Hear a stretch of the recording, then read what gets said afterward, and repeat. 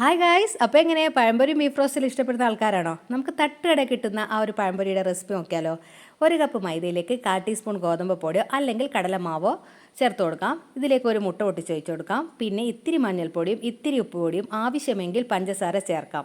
ഞാനിവിടെ പഞ്ചസാര ഇല്ലാതെയാണ് ഇടുന്നത്.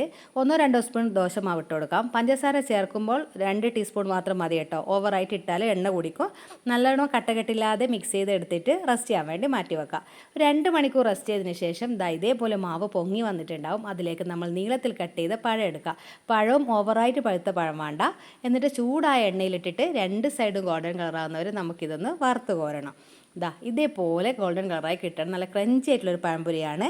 ഈ ഒരു പഴംപൊരി ബീഫ് റോസ്റ്റിന് ഓവർ മധുരയില്ലാതെ കഴിക്കുമ്പോഴാണ് അതിൻ്റെ ടേസ്റ്റ് ഉണ്ടാവുക. ബീഫ് റോസ്റ്റ് ഈ ഒരു റെസിപ്പി ഞാൻ ഉടനെ പോസ്റ്റ് ചെയ്യുന്നതാണ്.